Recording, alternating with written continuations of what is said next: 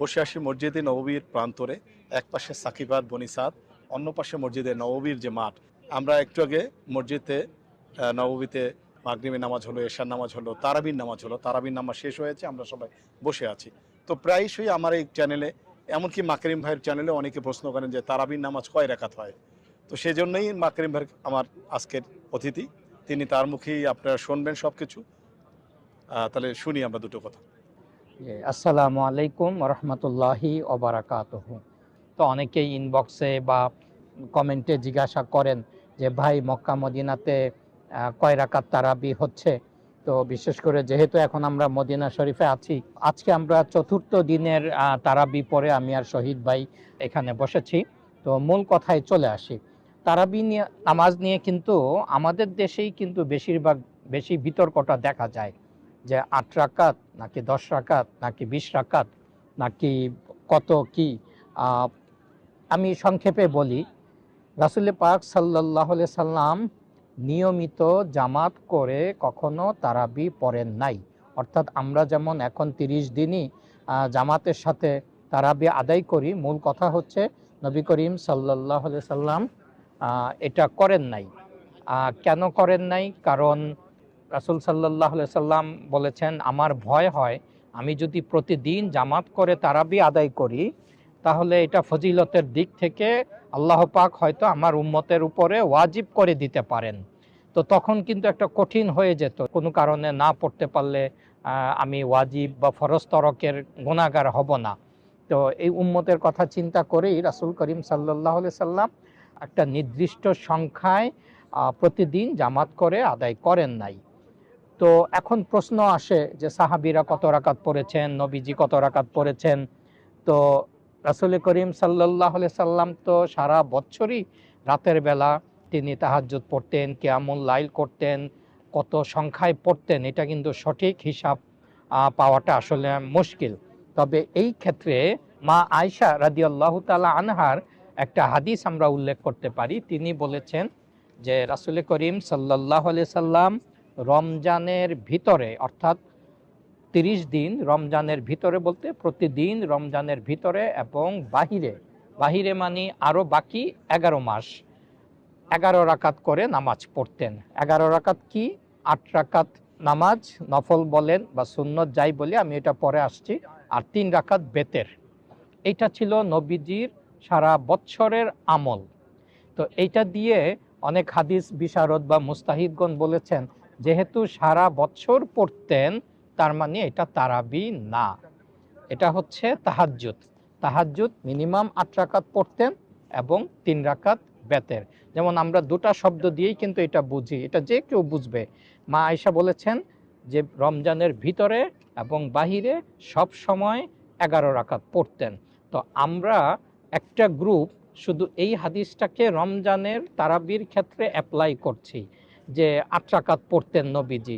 আচ্ছা ঠিক আছে, ধরে নিলাম তর্কের খাতিরে নবীজি ৮ রাকাত পড়েছেন, কিন্তু এই হাদিসের মধ্যে কিন্তু বলা আছে যে বাকি আরও ১১ মাস কিন্তু নবীজি এই ৮ রাকাত পড়তেন। তাহলে ওই ৮ রাকাত তখন কি ধরা হবে? স্বাভাবিকভাবেই তাহাজ্জুদ। আর যদি এটাকে আমি তারাবি ধরি, তাহলে আমাদেরও তো সারা বছর এই তারাবি পড়া উচিত, যদি আমি তর্কের খাতিরে। এই জন্য আমি যদি হাদিসটার ওয়ার্ড বাই ওয়ার্ডও যদি ব্যাখ্যা করি, তাহলে কিন্তু অবস্থা এটাই দাঁড়ায়। তো বেসিকলি রাসূল করিম সাল্লাল্লাহু আলাইহি সাল্লাম এবং সাহাবারা প্রতিযোগিতা করে তারাবি পড়তেন। ২০, ৩০, ৪০, ৫০, ৭০ রাকাতও তারাবি পড়েছেন। আমরা কিন্তু সেই দিকে খোঁজ করি না, আমরা কিভাবে কমাতে পারি সেই দিকে আমরা হাদিস নিয়ে টানাটানি করি, ওই একটা মাত্র হাদিসে। তো রাসূল করিম সাল্লাল্লাহু আলাইহি সাল্লাম যখন আমাদের চোখের আড়াল হয়ে গেলেন দুনিয়া থেকে, তখন ওসমান রাদিয়াল্লাহু তাআলা আনহু, আবু বকর রাদিয়াল্লাহু তাআলা আনহু, ওমর রাদিয়াল্লাহু তাআলা আনহু, ওনারা সবাই সিদ্ধান্ত নিয়ে, বিশেষ করে এই ব্যাপারে হযরত ফারুকে আজম ওমর রাদিয়াল্লাহু তাআলা আনহু বিশাল একটা ভূমিকা পালন করেন এবং তিনি ঘোষণা দেন সাহাবাদেরকে নিয়ে যে আমরা ৫০ও পড়ব না, ৭০ও পড়ব না, কেউ যদি পড়ে সেটা ব্যক্তিগত ব্যাপার। তো আমরা সেন্ট্রালি ২০ রাকাত একটা মিডিয়াম একটা পর্যায়ে ২০ রাকাত এবং জামাতের সাথে আমরা আদায় করব এবং কোরআন এই যে তেলাওয়াত হবে। তো মোটামুটি তখন ফারুকে আজম ওমর ফারুক রাদিয়াল্লাহু তাআলা আনহু বলেন যে এটা কতই না উত্তম একটি বেদাত, যে আমরা 20 রাকাত সুন্দরভাবে সংগঠিতভাবে আমরা তারাবি নামাজটা আদায় করব। মূলত সেই থেকেই এই সাহাবী রাদিয়াল্লাহু তাআলা আনহু গণের এই যে এজমাটা হলো, তখন থেকেই মূলত আমরা এই 20 রাকাত তারাবি জামাতের সাথে আদায় করে থাকি। আচ্ছা, এখন প্রশ্ন আসতেছে যে মক্কা এবং মদিনা শরীফে কত রাকাত নামাজ হচ্ছে? শহীদ ভাই, আপনি তো 25 বছর যাবত মদিনা মনোয়ারাতে, আমি 2001 থেকে আসা শুরু করেছি। তখন কিন্তু মক্কা মদিনা শরীফের এই দুই হারামাইনে 20 রাকাত করে তারাবি পড়তো। দর্শক মণ্ডলী, আমি আবার রিপিট করছি, করোনার আগ পর্যন্ত এই মক্কা শরীফে মদিনা শরীফে তারাবি নামাজ 20 রাকাত জামাতের সাথে আদায় হতো। তবে যখন করোনা মহামারী দেখা দিল, যে একটা সোশ্যাল ডিস্টেন্স, যে কত কম সংখ্যায় কম সময় নিয়ে আমরা মসজিদে একত্রিত থাকব, তখন ফাঁক ফাঁক করে দাঁড়ানোর নিয়মটা হলো, আর তারাবি 20 রাকাতের বদলে 10 রাকাত করা হলো।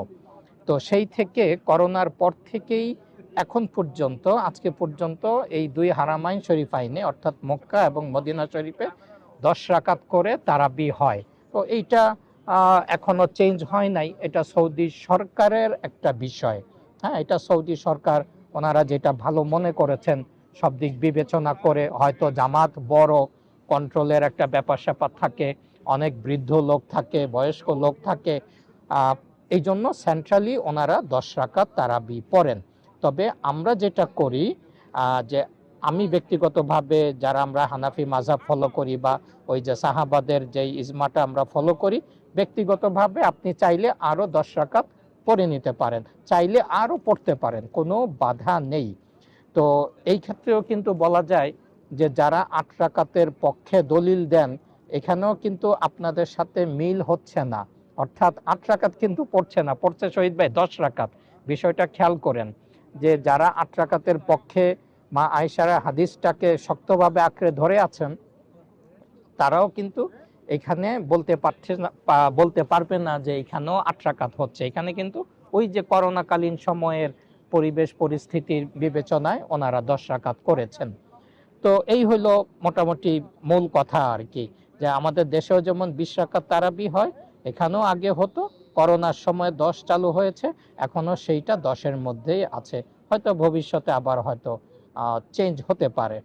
এতক্ষণ আমরা মাকারিম ভাইয়ের কাছ থেকে গুরুত্বপূর্ণ কিছু কথা বললাম, এবং গুরুত্বপূর্ণ কথার মধ্যে কিছু হাদিস আসছে।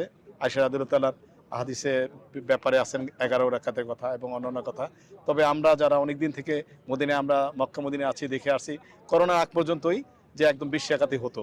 কিন্তু তারপরে করোনার জন্য স্বাস্থ্যবিধি মানা এবং এত বড় একটা পরিস্থিতি মানা, আসলেই বাস্তবতা হলো এই যে একটু আগে মাকরিম ভাই বললেন যে খুব ভালো একটা বেদাত, সেটা হলো যে 20 রাকাত করেছিল ওমর রাদিয়াল্লাহু তাআলা।